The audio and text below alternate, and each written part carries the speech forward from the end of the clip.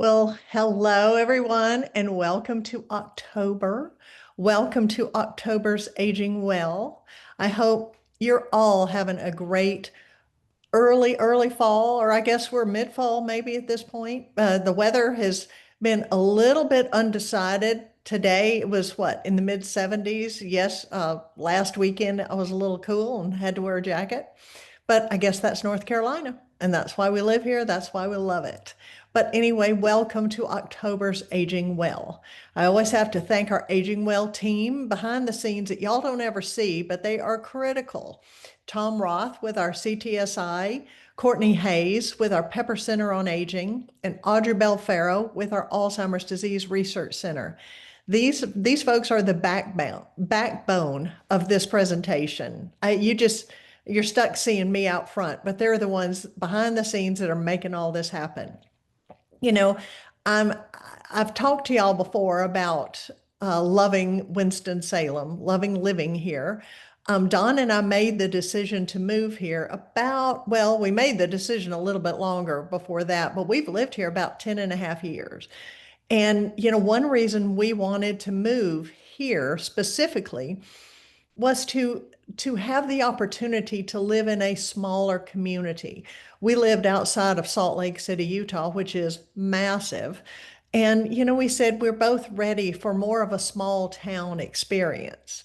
And part of that small town is getting to go to local events, festivals, and fairs. And one such event that we enjoyed recently was our Carolina Classic County Fair. Now, for those of you who live in Winston, it's kind of a big deal here.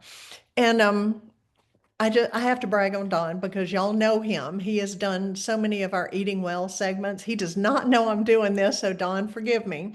But, he is the love of my life, and I can't help but brag on him. Don loves to make pickles, all different kinds. And if y'all ever come over to our house, he's going to offer you some kind of pickles.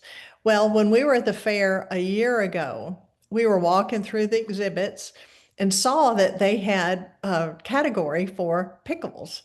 And at that moment, he goes, you know what, next year I'm going to enter some pickles. And he did. And for his bread and butter pickles, he won third place, which he said it was third on a technicality. I don't know if that's true or not. I'm not going to argue with the judges, but let me get this where y'all can see it. He won first place for his I know I'm always going to get this wrong, spicy garlic dill pickles. So he won first prize in that. And guys, he was so excited. He does medical research and he is changing the world. He's totally committed to that work. But honestly, I think he was as excited, if maybe just a tiny bit more, to win these ribbons for his pickles than he was getting some of these big grants that his work depends on. So anyway, I just had to brag on him because, this is very much our feature piece of tonight is very much a focus on our state and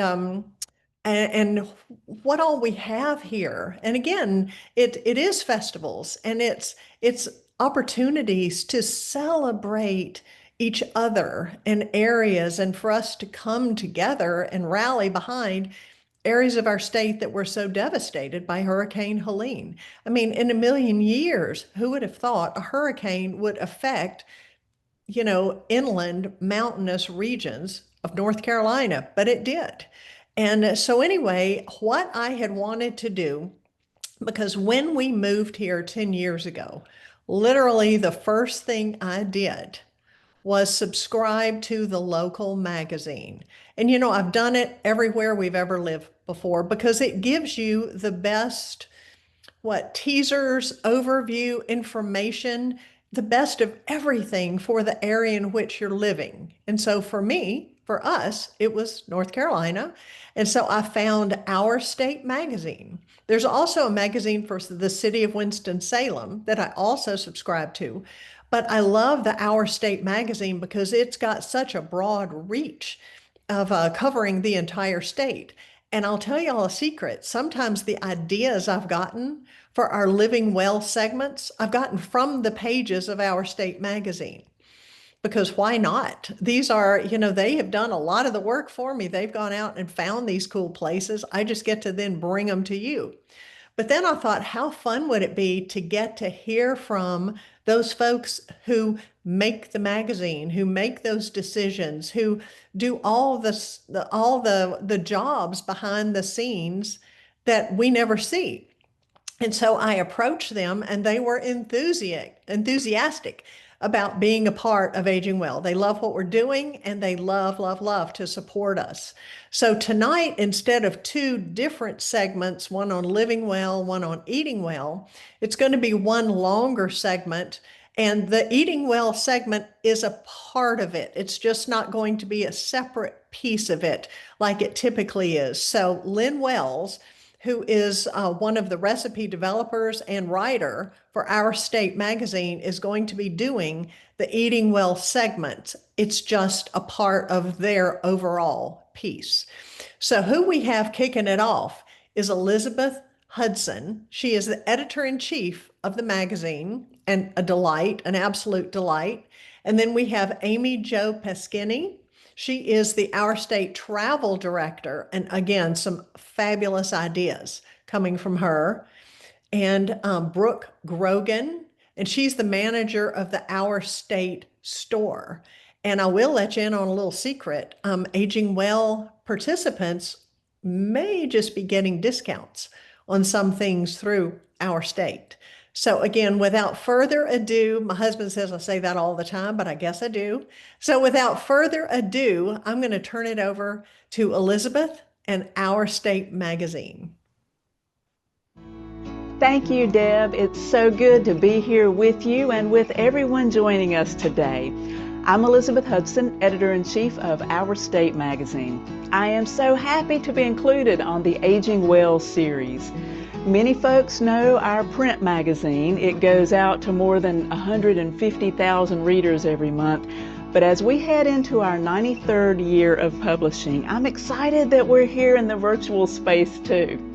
For nearly a century, Our State has been telling the story of North Carolina and shining a light on all our 100 counties. One month might take you inside a small town diner for a slice of grilled pound cake. Another month you might be transported to the Outer Banks, standing at the foot of a lighthouse in the salt air. Or another, you're climbing high into the Smoky Mountains on a trail lined with flame red maples in October.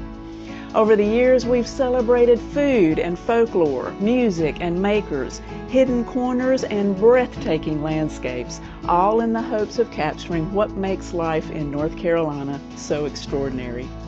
And while the print magazine is still the heart of what we do, I'm especially excited about how we've expanded into digital storytelling. Since this is a virtual seminar, I'd love to invite everyone to connect with us online too. Our YouTube channel is packed with original video series like North Carolina Naturally, where we showcase the wonder of our natural world.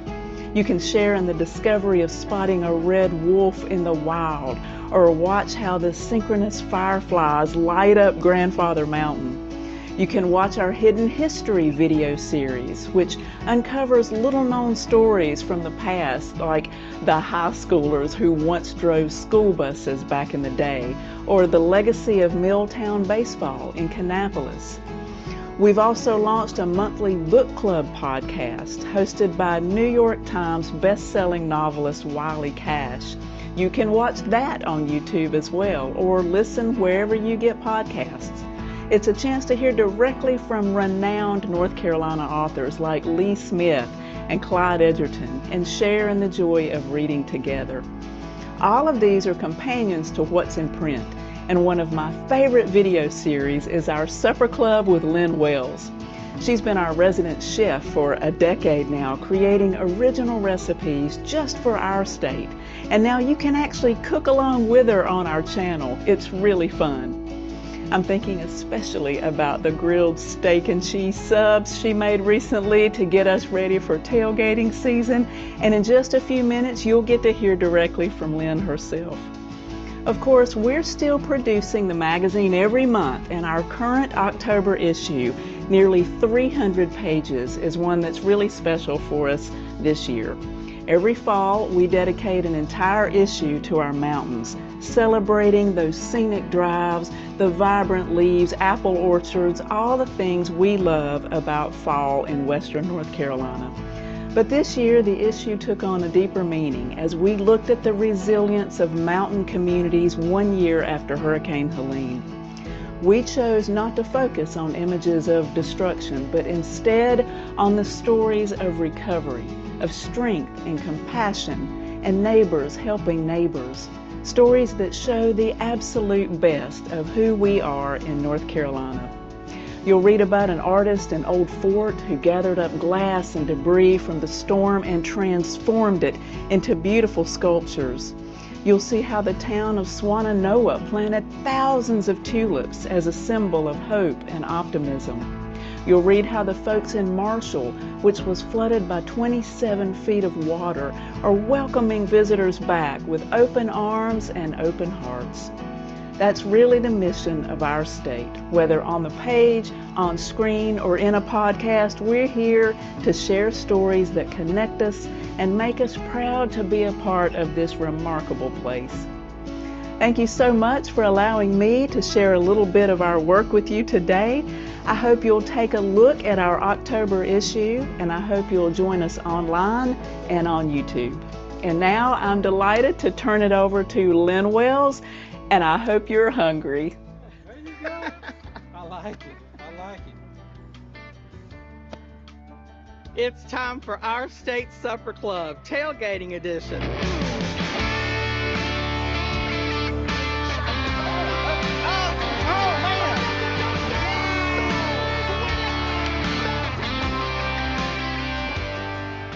Hello, I'm Lynn Wells. Welcome to my home. Today I'm going to be making steak and cheese subs for a tailgate party.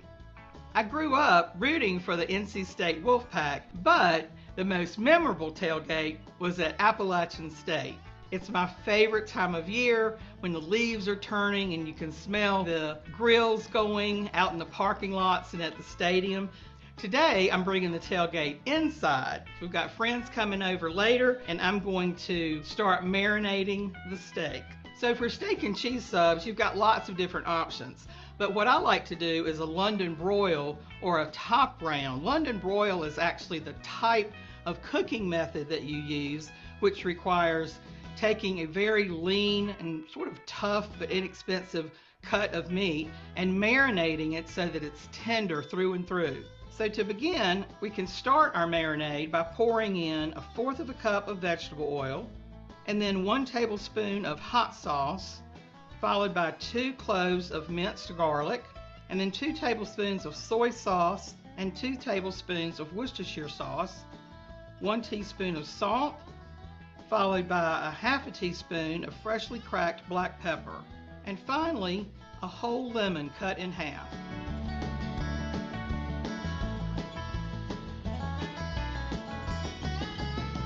And now that the marinade is all in the bag, I'm just going to place the whole piece of meat in the bag. And you want to make sure that your bag is big enough to hold the whole steak. And just for a little reassurance, I'm going to put it in a baking dish to avoid any leakage, and off we go into the refrigerator to marinate overnight. With guests coming today, I went ahead and marinated one of the steaks last night so that it'd be ready for today. So the marinade has turned this tough cut of steak into a very tender cut. So what I'm going to do now is just remove it from the bag and discard the marinade. Now the steak is ready for either the grill or the oven. The most important thing is you want to make sure the temperature is between 127 for rare up to about 134 for medium rare. We've checked the temperature and our steak is just perfect. So now I'm going to put it on the carving board and slice it up for the sandwiches. From the tip of the steak or the end of the steak being more medium to the center where it's thicker, you'll have a nice range of medium all the way to rare at the thickest part. So now I'm going to assemble the steak and cheese subs ahead of time so that all the flavors meld together before the guests arrive. I'm going to start with 2 slices of provolone cheese and just use any hoagie roll or nice submarine bun that you like. And then I'm going to follow that with the thinly sliced steak that we cooked earlier. And I've sauteed some onions and peppers to top our sandwich off with. And you're welcome to add mayonnaise or another kind of sauce if you'd like. But I have found that just these ingredients are just super clean and flavorful by themselves. For the tailgate, I've gone ahead and made this dark chocolate bark, which is dark chocolate melted, spread on a baking sheet, topped with dried fruit and nuts and flake salt, and it's perfect for a little something sweet after the game. Well, hey y'all, go team, come on in.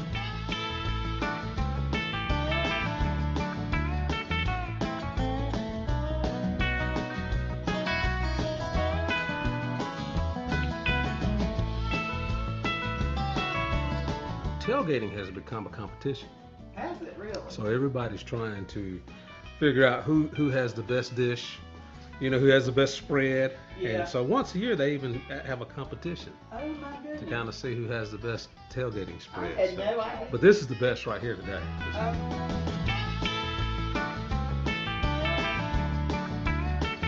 And the funny thing is we didn't even see the game. I didn't even see the football. We were just having a good time, just being together and eating and telling stories and just having a good time. I was like, well, who won? The thing about an Appalachian tailgate is everybody's family, Mm-hmm. and you can just eat a lot of food and have a good time and fellowship and enjoy your day just by walking through the parking lot. So we've had another successful supper club. Thank you so much for joining us. I hope to see you next time. My name is Amy Jo Wood Pasquini, and I'm the Travel and Events Director here at Our State. Our state has more than 40 trips we offer every year. We go all through North Carolina, America, and internationally. We started the Travel Club with a trip to Scotland because did you know there are more people in North Carolina with Scottish heritage than in all of Scotland? Yes, that is true. I think travel is good for the soul. It helps you learn. It keeps you curious. And when you go with a group, it's certainly a lot of social interaction. It's also a lot of exercise. And the cuisine, well, it's kind of up to you if you eat that second cannoli or not. So I'm going to talk a little bit about some trips we have with Our State this coming year. Well, first of all, in November, mid-November, we're going to Biltmore. Biltmore, like you've never seen, is totally decorated for Christmas then. And that's our theme to kick off the holidays. We start with a reception with carolers and past hors d'oeuvres and wine. And then the next morning, we have the head floral designer come in and tell us how she picks a theme, how she decorates the whole house and grounds. And then this year, we'll be going to the King Tut exhibit. You will have tickets to that. Later on, we do a candlelight tour through the house. And then the grand finale, we have a 3-course dinner paired with Biltmore wine and music, and it is absolutely phenomenal. That's mid-November. Now, we also are heading out this year to Sedona, Arizona. We call it our Great Trains Grand Canyon trip. Sedona is one of my favorite places on earth, with the red rocks and a turquoise blue sky and the light green sagebrush. They say God made the Grand Canyon, but he lives in Sedona. I would have to agree, it's so beautiful. On our tour, we stay in one hotel, which is very nice. And then we do day trips out from that hotel. We take a trolley ride through Sedona where we learn the history and see some very interesting sights. We actually go up to the Mesa, the airport, and you can look out all over Sedona and surrounding countryside, and you will see forever. Then we take a day trip to the Grand Canyon, and we ride a train for some of it, and then we go to Jerome, Arizona. Now, Jerome used to be a copper mining town, but it's now an artist colony, or community, I suppose is a better word. It's a wonderful visit, whatever you call it. And then we have a day free in Sedona. We do different things. You might choose to take a Jeep tour through the Outback Country. A lot of fun, open air. You really get close to the Red Rocks there. And then we end up our week at the Blazin' M Ranch with a cowboy show and dinner. It is super fun. That's in November. We're also doing it next March. Now, internationally, one of my favorite trips is Oxford, England. We stay in Oxford in the university area. One hotel, so again, we do day trips out from the hotel. You feel like you're walking through a Harry Potter movie with all the Gothic architecture and the tall cathedral spires and the cobblestone streets. We actually have a tour in one of the schools with a student. They are in the school right now, and they give us insight you would never get unless you were with us. We also, of course, visit the Cotswolds. The Cotswolds define the word charm. They hit the thatched roofs, the beautiful flowers, the small little pathways across the bridges, and it is a wonderful place to visit. We also have tea in the Cotswolds. We also go to Blenheim Palace, home of Winston Churchill. It's where he spent a lot of his youth, and there's a lot of information about him there. It's a beautiful place to visit. And of course, we go to Stratford-upon-Avon. That's where Shakespeare was born and where he's buried. There is a theater there, and much of the town is devoted to Shakespeare. There's a beautiful lake with swans, and I can't tell you how many bookstores there are there. If you love books and learning, this is your trip. We end up with a wonderful pub dinner, and then we say goodbye to Oxford, England. I love Oxford. And then one of my other favorite trips, now this is in North Carolina, and this will be next May, is the Outer Banks. We start in Raleigh, and we go to the Outer Banks. We stop in Elizabeth City, actually, and we have lunch. And we go to the Museum of the Albemarle. And then once we get to the Outer Banks, we check in to the Hilton Garden Inn right on the beach, and we stay in that same hotel, and we go up and down the beach. We head up to Corolla the first day, and we get in a Humvee, and we go and we see the wild horses that are living amongst the houses and on the beach. And then we go to the lighthouse, Corolla Lighthouse, and we tour and shop in the village. We have a nice lunch stop there. Then we head down to Wrights Brothers Memorial, and that is beyond inspiring. The guides, the docents that are there, actually they're park rangers, who give the talk, they love it. They choose to go there. So they are very much into the Wright brothers. I learn so much every time I go. The next day we head down to Body Island Lighthouse, and then Cape Hatteras, and then Graveyard of the Atlantic Museum. Now keep in mind, all along the way, we're eating at local restaurants. You have choices, but we always have fried fish, broiled fish, and then one place has prime rib and, of course, other things. But we have deliciously fresh fish almost every evening, and you do have one evening on your own to choose where you want to go. We end up the trip in Manio. Now, Manio is the charming town on the Intracoastal Waterway. All the streets are named after the original colonists, and the downtown is so fun.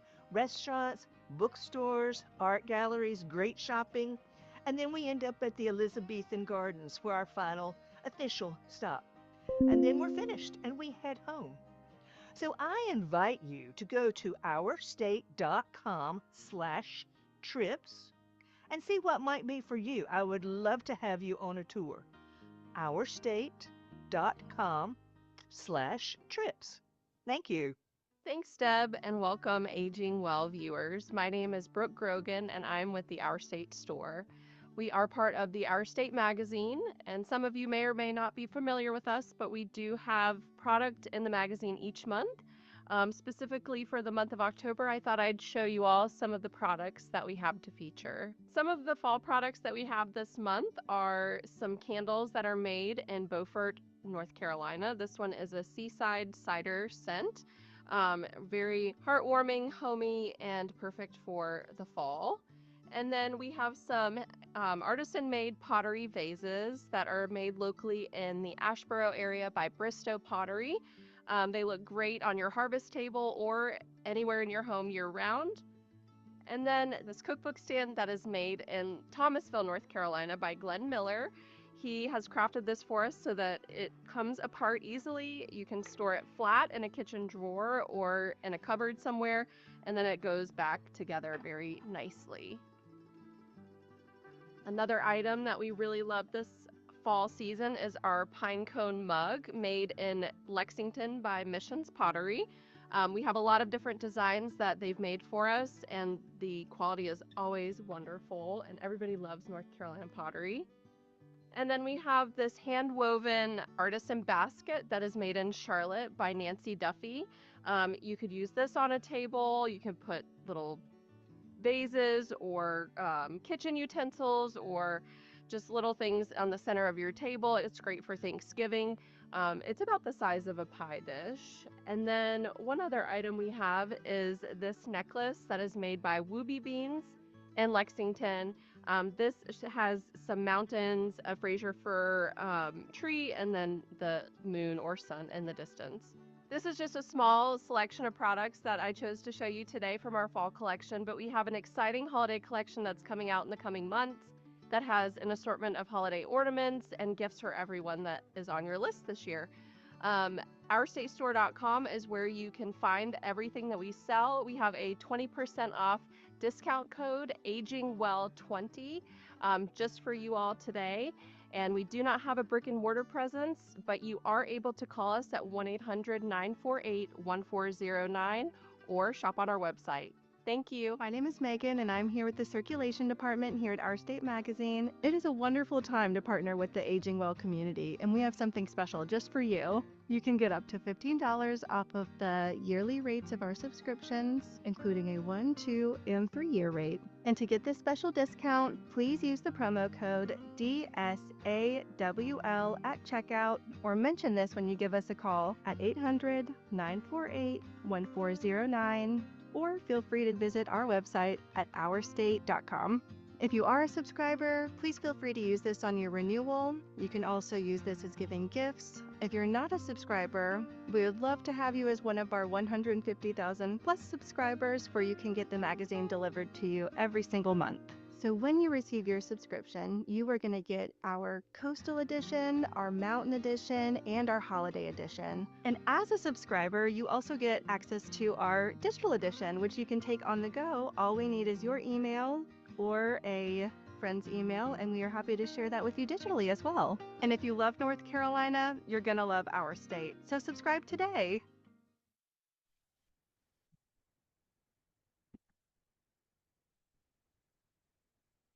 Well, I, for one, am going to use that discount to extend my subscription and maybe to do a little Christmas shopping, because I have found amazing things in their gift shop, their virtual gift shop.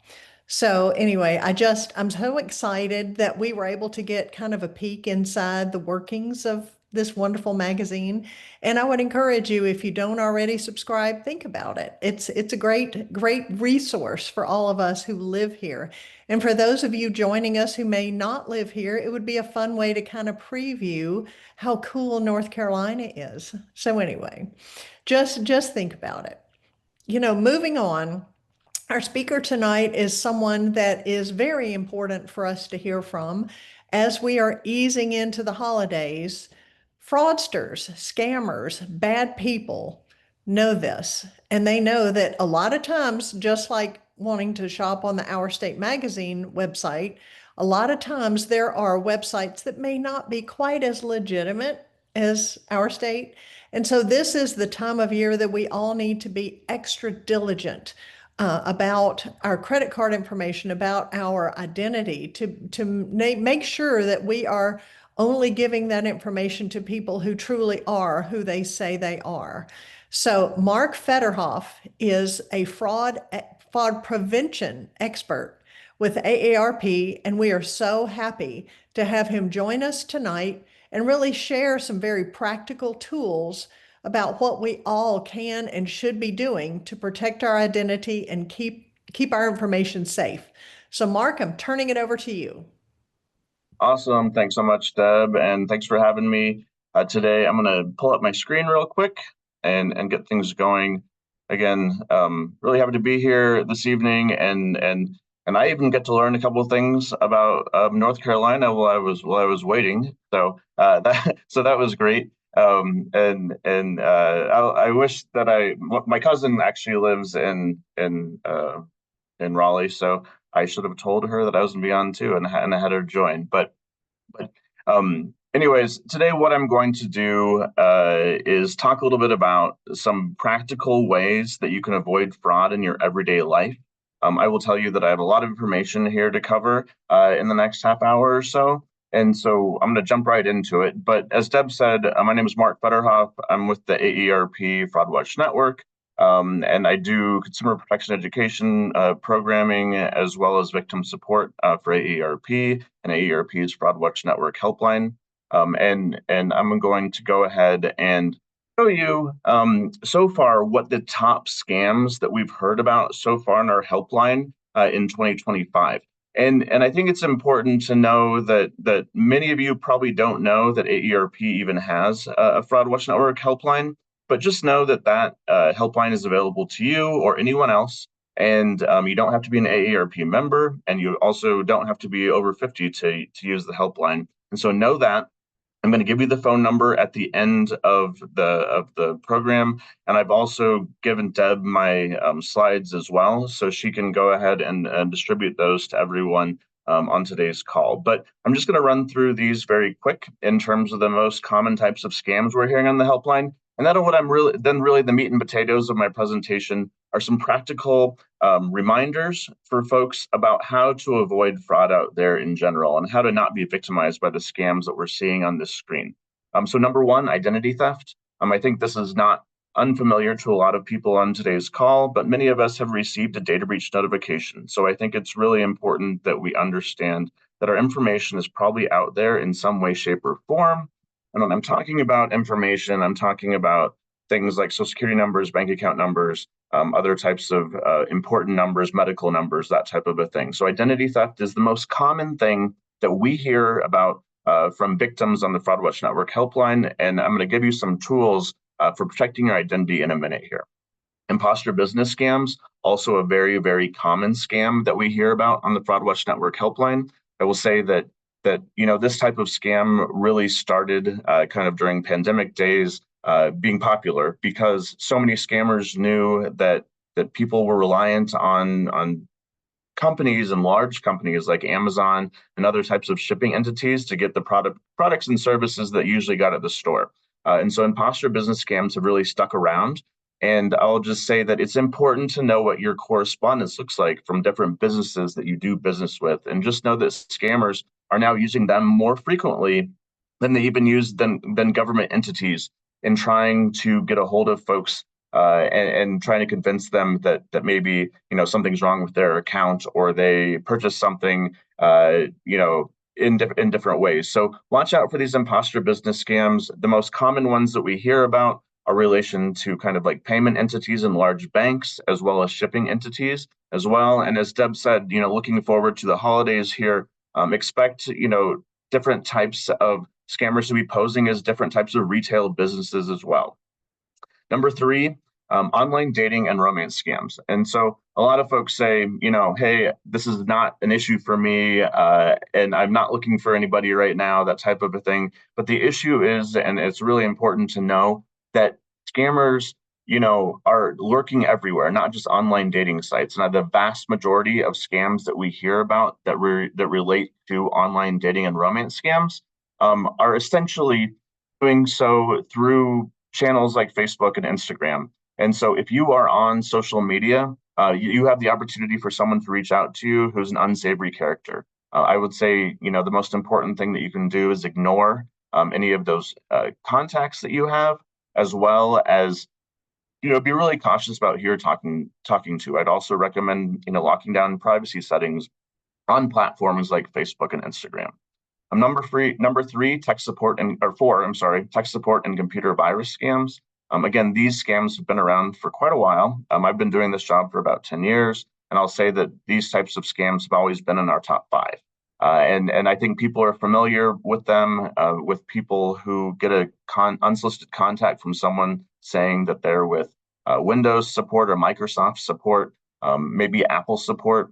Additionally, we're hearing about lots of attempts with scammers who are pretending to be with Norton or McAfee or Geek Squad. And so again, watch for unsolicited contacts. The most important thing to remember about this scam is that you should not let anyone unsolicited onto your computer. And again, scammers are trying to do this with programs like AnyDesk and other virtual viewing programs.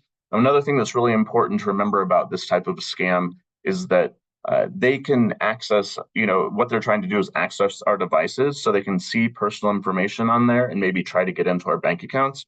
And they can do this on any type of device, including our phones, our tablets, our computers, that type of thing, anything with a browser. And so it's really important to be careful about what you click on when you're on any type of device. Again, if it's your phone or your tablet or your computer, and not allow someone to have access to seeing or manipulating your device in any way, again, with a program like AnyDesk.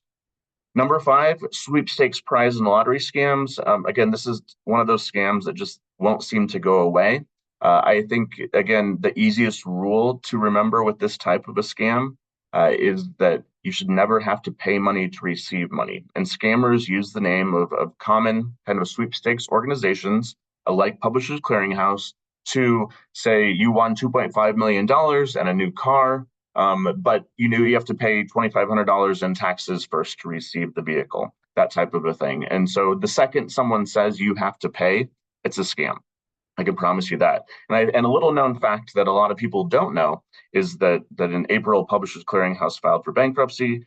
They're not giving out any money right now. And so scammers don't necessarily know that. And so it's a tricky little detail there. They might be at some point, I know they're trying to be acquired by a holding company, and they might, give out money sometime again in the future. But I don't see that in the foreseeable future, and they're definitely not giving out any money right now. So if you get that call tomorrow, you know for sure that it's definitely a scam. Number 6, unauthorized money withdrawals. I know a lot of people have had experience with this in some way, shape, or form, again, where there's a charge on your credit card that you're not familiar with. And so we get a lot of calls about that because we don't know exactly how it happened, and the victim doesn't necessarily know how it happened. And so they're trying to figure that type of a thing out. But just know it's a fairly common thing, and really important that we are monitoring our bank statements regularly so we can catch this type of thing very quick. And also being really careful with any of our financial information, credit cards, debit card numbers, things like that. Imposter government scams, again, 10 years ago when I started doing this job, imposter government scams were always number 1 on this list. I know some of you probably remember those scam calls from the IRS or the scam calls from Social Security, again, saying there's something wrong with your account. Those still happen from time to time, and we still get those from time to time, especially different times of year, tax season, that type of a thing. But I think it's important to know that they're still using kind of localized tactics too, and sometimes a jury duty scam is the most common way. So again, if you get a call from someone saying that you missed jury duty and something that you need to do right is pay a major fine right away, using a gift card or a wire transfer or cryptocurrency. It's 100% a scam, and really important to watch out for those types of attempts and report it to our local authorities too. Number 8, fraudulent sales. And again, I think Deb alluded to this a little bit with holiday scams that might be coming up. But I think doing a little bit of extra research around where we're doing our shopping is really important, especially if you're looking at ads on social media sites. They're not always vetted the same way that we would hope they would be. And so again, when I'm going to talk about this in a second, but doing that little bit of extra research is really important. And again, I'll talk about that again in a second. Number 9, investment and fraud and schemes. I will say that this is probably not what you think it is. Almost every investment that we're seeing on our helpline usually has to do with cryptocurrency investments and fraudulent cryptocurrency investments. And there was I don't know if anyone was looking at the news today, but there was a big story in the news about how the Department of Justice just shut down a $15 billion crime ring involving faux cryptocurrency investments. And so this is something that I hear about a lot on the helpline, and I think it's really important that people know about. That if you are online and someone approaches you and says, "Hey, I can quadruple your money if you with cryptocurrency, if you give me $10,000, I'll turn it into $40,000 real quick." And we see people losing their entire retirement savings by doing that, because it sounds really good, and they want to believe that it is, that money is coming to them, and then they can never pull the money out, unfortunately. So again, really important to know how you're investing and who you're investing with, and not just from some unsolicited contact who you talk to online. And number 10 on this list, phishing scams. And I think it's really important to know that phishing scams right now, again, about 10 years ago, when I talked about phishing, I would say that it would be really common. I'd be talking about emails types of scams. Well, phishing emails still really exist. It's really important to know that scammers' main mode of communication right now is via text message. And they're really trying to get a hold of us because they know that we're reading our text messages and we're talking to our friends and family via text message, probably more than any other method right now. And so really watch out for suspicious text messages. Don't download or click on any links from anyone who you don't know, and watch out for some of those unsolicited messages that might say, hey, are you coming to a barbecue tomorrow? Or, hey, is this Bob Smith? And it's not you, but you're wondering what's going on. And a lot of those are attempts, again, to get you into those type of cryptocurrency investment scams. I know too, if you do have a question for me, Deb is collecting questions and we're going to take as many as possible at the end. But for the time being, I'm going to try and roll through as much of this information as I possibly can. So my question to you, as you're thinking about what I'm talking about today, is really to say to yourself, what is your scam? And I think it's important. What do you care about? What are your vulnerabilities? And you might say, Mark, I just looked at that list of scams that you presented as the most common types of scams that people are being victimized by, as reported to AARP through the Fraud Watch Network helpline, and none of them apply to me. But I think it's important that we think about the different types of ways that we're invulnerable. Again, I'll often tell people that there's a lot of ticket scams out there, and one of the things that I really like to do is go to sporting events and go to concerts, but I also really like to find a deal. And so I'm a good example of someone who might be the victim of a ticket-related scam, or a type of scam where, again, someone's trying to get me to purchase their ticket, but it ends up being some type of fraudulent transaction. I think it's also really important when we think about different vulnerabilities at different times in our life. When someone calls our helpline, it is not uncommon that they give kind of an excuse as to why they were just victimized by a scam. Oh, my husband or wife just died recently. I don't usually deal with the finances, so I'm not familiar with this. I just got out of the hospital. I've been a little bit off recently, and I've just been trying to get back into what's going on. I was expecting a call from the pharmacist or a doctor. That's why I was answering my phone that day, and I ended up talking to the scammer. Those are just a few examples and situational examples of what we hear about on our helpline. And I think, again, it's really important that we're thinking about these different situations when we might be vulnerable to be the victim of a scam that we might not otherwise. So again, today I'm really going to be focusing in on for the next 15 minutes or so on some really kind of concrete tactics to remind you of different things that you can do to prevent fraud. But I think it's really important too that this does not make you paranoid in that way, and that's just what that disclosure says. So number one, take proactive steps to protect your identity. And clearly at the right at the beginning, I told you that identity theft is the most common way that we are hearing about different types of scams in this country. And so why is that? Because of data breaches, criminals seeking information to use fraudulently, and also we want to give you a peace of mind. So some kind of simple things you can do to protect your identity. Check your annual credit report. Make sure nothing's going on in terms of other people trying to take out loans in your name or credit cards in your name, that type of a thing. Actively manage accounts you have going on right now too. I will say one of the most common things that we suggest people do on our helpline is to place a credit freeze. And if you have not done that or you're not familiar with it, it essentially involves contacting all three of the credit reporting bureaus, Experian, TransUnion, and Equifax. And you can set up an account with them. You can either do it by calling a phone number or by going to each of their websites individually. and setting up essentially a credit freeze, which means you or anyone else cannot open up a new line of credit in your name after that. It doesn't affect any of your existing lines of credit, but it's a really good way to have a peace of mind about making sure that, again, people aren't out there trying to take out loans in your name or open credit cards in your name. That website at the bottom of the screen is identitytheft.gov. Again, identitytheft.gov is a great resource for getting to all the 3 credit reporting bureaus, as well as any other kind of preventative identity theft related issues. And so I would say, in terms of resources we give out on our helpline, identitytheft.gov is one of the most common ones, and it's a great place to go to get the resources that I'm talking about for doing things like fixing a fraud alert or credit freeze or checking your annual credit report. There's phone numbers and websites for all of them there. And I will just tell you that if you're trying to place a credit freeze and you have access to a computer and a secure connection, doing it online is the quickest and easiest way to do it. And so I would highly recommend that, though they still do have phone options. It takes quite a bit longer. Number 2, managing your devices. I think it's really important. Why? Because devices, and when I say devices, I'm talking about computers, phones, tablets, that type of a thing, are a target for criminals. They contain lots of personal and financial information, and they're obviously very expensive too, so we don't want to have to replace them all the time. But when we're thinking about this, as I said, with regards to the tech support scams, it's so important that we're avoiding giving unsolicited remote access to anyone who says they need to see what's on your computer.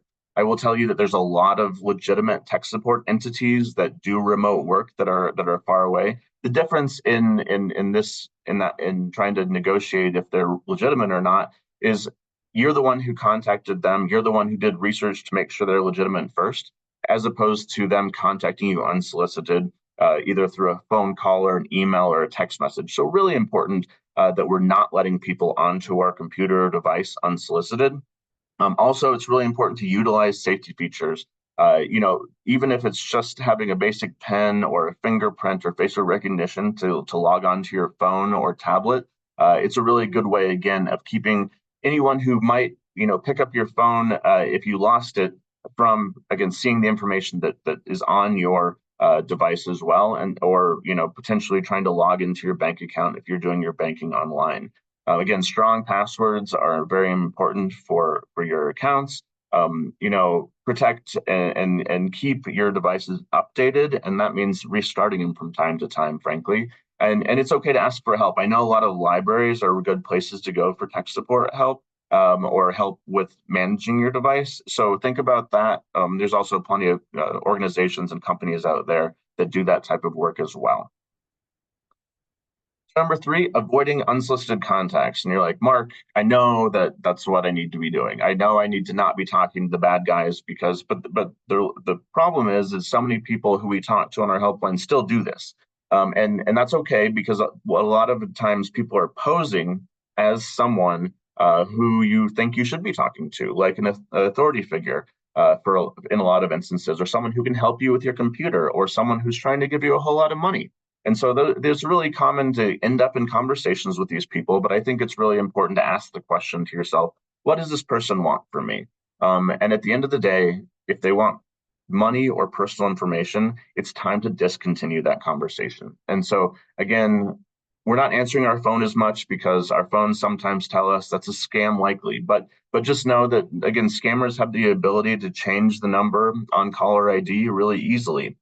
And so be really careful about that. Use any technology that your phone has to get rid of those calls. There's every phone and every provider has a little bit different type of service, so I don't like to kind of use blanket statements when talking about this. But I, again, think it's really important that you investigate the different types of ways that your phone or your service provider might block or warn you about scam calls. Again, I mentioned text messages are one of the most common ways that scammers are trying to get a hold of us right now. And so, again, don't click or respond to those messages. Don't engage with these people. It's not worth your time. Emails, again, mark them as spam and junk and get them out of there so you don't have to see them again, hopefully. Again, social media is chock full of fake and different and deceiving profiles. And so important to block and report those and not engage with those as well. Again, develop refusal script for at your door too, and I'll talk a little bit more about that in a second.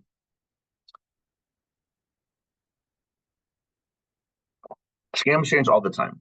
And so one of the things that scammers do is often use similar types of payment methods or request similar types of payment methods. And so if you're not familiar with that payment method or you've not paid for something like that in the past before, it's really important that you take a break and evaluate what you're doing. Maybe talk to someone about what you're doing, maybe ask a couple of questions to someone who you trust about what you're doing. But lots of scammers right now are requesting payment in cryptocurrency. And so again, bright red flag of a scam.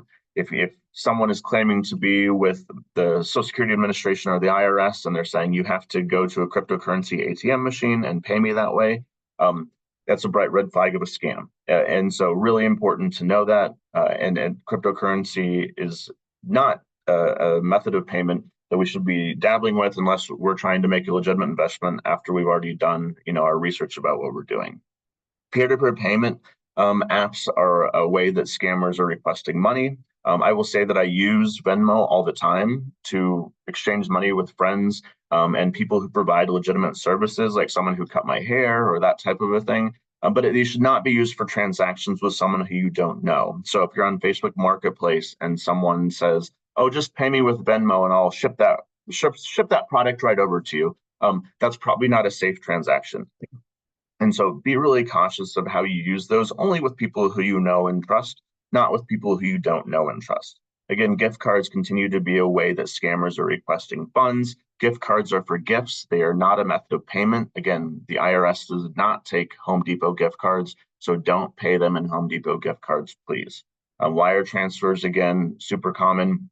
Bank account access as well. When I was talking about tech support scams, again, that's what they're going for, is trying to access your bank accounts by getting onto your computer or device. So be really cautious about that. And that's why we don't let people onto our devices. Do your research, and I say this over and over and over again, so I think it's really important. But doing a little bit of research will often save you a little bit of time and money, and it'll also help you avoid some of those fraudulent entities. So whether it's trying to find someone to do yard work at your house or put up a new fence or do your roof or fix your car or sell you a car, doing a little bit of research is going to save you a lot of time and energy. I think it's, again, really important. Just a really quick research tip that I use all the time: put the name of the company or the URL for the company in your search bar, and next to it, put the word scam or fraud or complaint, and just see what other things that people have said about that company. So you have a good idea of what other people's experiences are, and if you should be doing business with that company. It's sometimes you see bright red flags right away if you put the name of a company and then the word scam or fraud or complaint next to it. And so I recommend you trying that, especially this holiday season when you're shopping online and you've never shopped with that company before. Just check it out real quick before you go ahead and make that purchase to make sure that company is on the up and up. Understand that there's bias in the different review sites that you see up on the screen too. And so watch out for that. Get referrals from trusted people, neighbors, get multiple bids, especially if you're doing an expensive type of project as well. So doing your research critical. So many things to avoiding fraud. Actively manage your risk. I think this is also really important. It's important to know when you are taking a risk, how you might mitigate damages. And so just an example, if you're somewhere where you're using free public Wi-Fi and you know that it's an open connection that other people might be able to view, but at the same time you have to book a hotel that night, you're taking a risk by doing that, just because, again, you're using your credit card on a unsafe network. And so when you're thinking about that risk that you take, a really important way to mitigate that risk is to continue to check your statement or continue to check your online banking on a very regular basis to make sure no one in the next couple of days logged into that was able to view your payment information and now we're trying to charge things in your credit card. So just thinking about actively managing a risk, I think, is really important. So if there is a problem, you can make sure the damages are minimal. And one thing again that you can do is use a credit card rather than other types of payment methods with less or no protections. And I say that with relation to debit cards and maybe checking accounts, and providing folks with checks too, or a lot, essentially a piece of paper that has your routing number and your checking account number that are both on it. So avoiding that type of a thing as much as possible, I think, is a safer practice. Number 7, and I just mentioned this a second ago, developing a refusal script. And again, it's not always easy to say no. And so you have to think of instances when you might be bad at saying no. And for me, at the door is a really hard place for me to say no. But instead of just saying no and making an uncomfortable situation, I might say something to the effect of, oh, I don't do business at my door. Can you please leave me with information and I will get back to you if I would like to do business with you? Or I know my grandparents used to always use I always consult my partner before making a financial decision. And so that type of a thing that it might seem very simple, but at the same time, I think it's really important that we are prepared for situations where we're not good at saying no, so we don't get ourselves in a sticky situation. And so if you're bad at that, whether it be online or on the phone or at your door, think about what you might say to make you feel comfortable. I always give the Girl Scout cookie example. It's not a good example because they're obviously not scammers, but how am I going to say no to the Girl Scout cookie salespeople at the grocery store when I'm walking right past them? And so thinking about a way that I can disengage in that type of situation, because I already bought 10 boxes from my colleague or my neighbor, that type of a thing. And so I don't want to make them feel bad by not buying their cookies too, but at the same time, I just don't need them, and I need to find a nice way to say no. And I just talked about this a little bit earlier, but acknowledge the changes that are happening in your health and the season in your life.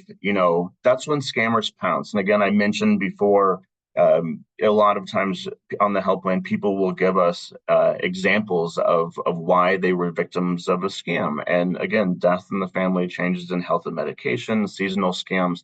Again, holiday scams are coming up. You're definitely going to be getting text messages again that say we had an undeliverable package. And so it's really important to think about that type of a thing. As times change, scams change too. And it's really important to know that. You'll see at the bottom there, that previous victimization. Scammers keep lists of people who have given them money as part of scams before. So if you have given someone money as part of a scam, expect to get another scam attempt, and you need to be up on your guard this time. And so be really cautious of that too. Extra reason to be up, have your guard up in those types of situations. Number 9, trust your gut. And I think this is a really important one. I do a lot of kind of presentations like this to older adults all around the country. And I think it's really important that you remember that you have a lifetime of experience to rely on. And whatever you're hearing might not be familiar to you, but at the same time, if any of these elements that we're talking about seem a little bit off, if you're thinking about time constraints, if they're saying if you don't act within the next 20 minutes, the deal's off. If they don't want to let you talk to anyone about the situation, again, that seems a little bit off to me. And if it feels weird to you, that's the time you need to trust your gut and disengage. And so I think it's really important that you think about that. Remember what's too good to be true, and you know that. Again, if people are just walking down the street handing out money, it's just unfortunately not a reality in our world right now. And so if you are approached by someone who says they're going to give you a lot of money for whatever reason, remember there's probably a catch to the situation as well. And this last slide, remember things to remember here: listen, share, report, don't judge. And we're all in this situation together. I think that we've all seen the amount of scams that are coming through, whether it be on our phone or through our email or really at our door, anything like that. But I think I think it's interesting, especially when I'm sitting in a group with a group of, maybe 100 people in the audience, and people can look around the room and say, have you gotten that scam? And you see everyone's hand go up. And I think it's important to know that, yes, we are all in this together, and we need to keep talking about it together so we can debunk what's going on out there and not be victimized. Also important not to judge one another if someone is victimized. Remember who the bad guy is in these situations. Financial fraud is a crime, and just like any other type of crime. And so it's important to know that we're all going through different types of things, and scammers can be very tricky. And essentially, it's their full-time job in a lot of situations. And so again, I think it's important that we're listening to each other, so we can help navigate this world of fraud. That we're sharing with each other. Because your experience might save the next person, your neighbor, your friend. Reporting it to authorities so authorities can let other people know about these scams too. And at the end of the day, it doesn't help anyone to make them feel bad about the scam situation they dealt with. And so not judging that person, I think, is really important too, and being there with them as they deal with this financial fraud they just dealt with. So here is just some quick resources for you all. Our phone number right there, the Fraud Watch Network helpline. Again, anyone can call that number Monday through Friday. We're taking calls, I believe it's 8 a.m. Eastern time to about 6 p.m. Eastern time, Monday through Friday. We're taking 100,000 calls a year. And so I looked at the North Carolina numbers. We almost have 1,000 calls so far in terms of victims of fraud from North Carolina alone. And so we're getting lots of calls from all across the country. A couple other resources there, AARP's Fraud Watch Network, tons of information about the different types of scams that are on there. You don't have to be a member to view any of that information either. I gave you the website identitytheft.gov earlier. Again, it's a resource for all things identity theft related, whether it be reporting or turning around and trying to do preventative things like place fraud alerts or credit freezes. And also IC3.gov is the FBI's Internet Crime Complaint Center, and then the Federal Trade Commission's website as well. But if anyone has any questions, I'd be happy to answer them. Deb, I think I'm pretty much on time.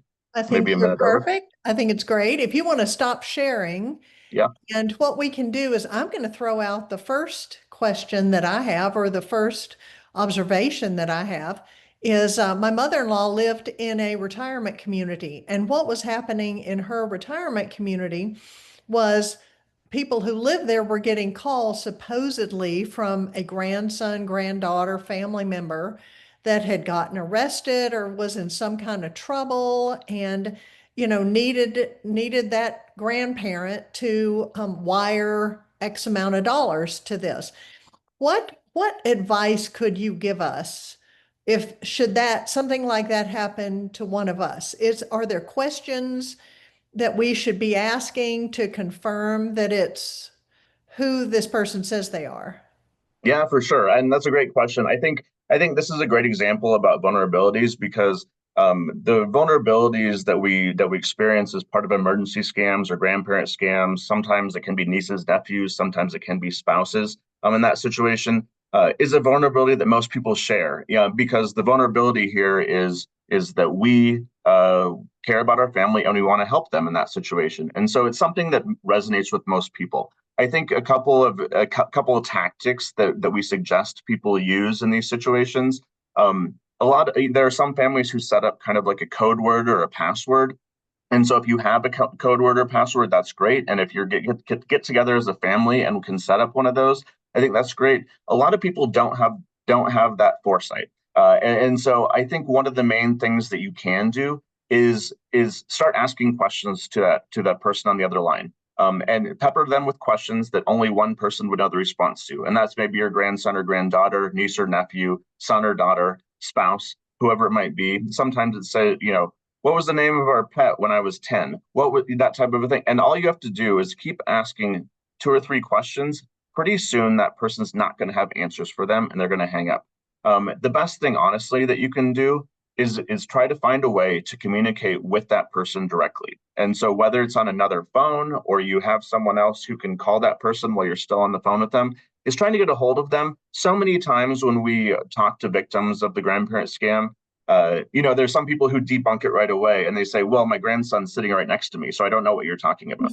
So that happens sometimes, but also sometimes they call in the kind of a panic and they say, where are you right now? Are you doing okay? That type of a thing. And they're saying, well, I'm just at work. What's going on? And that's when you realize what's going on. And so if you have the ability to stop the process of what's going on and make that call to check in on them, I think that's a really good move to take. But at the same time, I think it's really important just to know this is a very common scam that's trying to feed on our most kind of treasured vulnerabilities, which is family members who we don't want to be in trouble.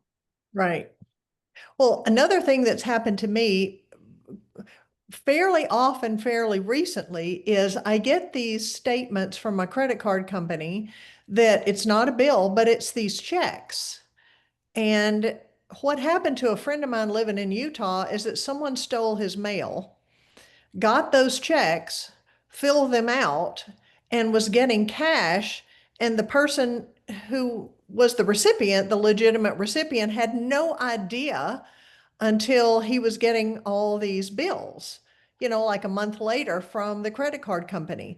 And so what I always tell my husband when we get those, I just immediately shred them because I don't want to run the risk that somewhere in garbage or recycling or somewhere else, a bad person's going to get a hold of those. Now, I don't know why we get those checks, but it just makes it real easy if somebody wanted to fill them out. Yeah, and in addition to that, we still hear cases of check washing. Mail theft is not uncommon anymore, especially in big cities. I think it's extra important if we are, using paper checks that have our routing number and have our checking account number on them. That we're treating them very, very carefully, and we are giving them to only people who we trust or businesses that we trust. And so when you're thinking about how you're doing that, trying to reduce the amount of checks that you use, I think is actually a really smart tactic. I know not everyone's comfortable with that. Honestly, I can't get my parents to even get rid of some of the checks that they're using. But at the same time, I think it's, again, trying to mitigate risk, as I talked about before, using practices where you're vigilant that there is a little bit of risk involved if you're continuing to use checks. So if you're going to mail a check, it's a much safer practice to take it to the post office than to leave it in your mailbox for someone to potentially grab it. Same type of thing, shredding any type of checks that you have or any documents that you have that have any of your account numbers on them is a super important practice that you take, because it's shocking to me, and when I do presentations with law enforcement officers, how many times they say, this is still a big problem with mail theft, with trash theft, different types of thefts like that. And again, I don't want people to be paranoid about this, but it's, again, being hyper vigilant about the situation, as well as making sure that when you do take a little bit of risk, that you are, making sure that you're checking those bank statements regularly to make sure there's not money that's being deducted that was yours. Right. Well, a friend of mine in Utah did have a check washing incident, but she had put her payment in the post office receptacle at the post office.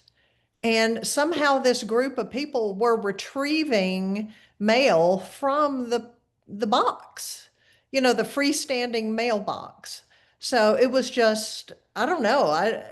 She said that even regular ink pens should not be used. It's like a Uniball is less prone to the check washing. Yeah, there are specific types of checks that bleed. That are pens that bleed into the check, and I don't know the number right off the top of my head, but you can just say, if you Google check washing pens, they're ones, or anti-check washing pens. They're essentially they're gel pens that bleed into the ink of the check. But overall, and I'll say, just to your point too about them stealing mail from the boxes, the mail keys have become much more valuable, kind of on the black market.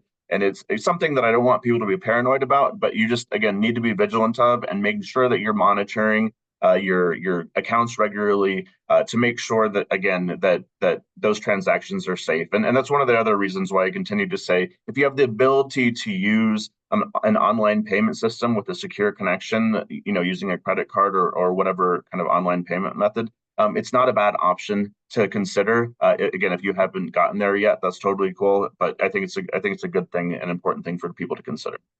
Well, you just addressed a question that came in. Should you use a credit card to make a donation instead of mailing a check? I would say yes. If you have the ability to do that, I would say yes. Again, it was really interesting. I just did a presentation with some law enforcement officers, and they started off their presentation by saying, "Don't use checks anymore." And I'm less forceful about how I talk about this, but they've seen so many problems recently with people getting a hold of checks. So to the extent we can get those out of circulation, and use digital forms of payment, it's just one less way that scammers might get into our banking account. Right. Well, Mark, thank you so much. Thank you. You've Great given us a questions. lot of Hopefully this was food helpful. for thought. Oh yeah, they always are. And after the last presentation that AARP did, I went in and froze our family's credit. And I said, just know that if you are going to make any kind of purchase, I'm going to know about it. And we are freezing this. And then it was just something that I guess could be thawed. There's someone that has raised their hand, and if you could, whoever raised their hand, if you could put the question, if you would, in the either the chat or the Q&A, we can get it addressed because I'm just not set up to address a raised hand. So, and if not, if you are not able to, you can certainly shoot that question to me after the fact, and I will get it over to Mark so that we can get this addressed for you, because that's the benefit of joining this live, is that hopefully we can get all of your questions answered. But I just want to thank everyone for joining us. Mark, thank you so much for trying to keep us safe. And I hope to see everybody back here on November 11th for our next Aging Well. So until then, live well so we can all age well and enjoy these holidays that are coming up on us.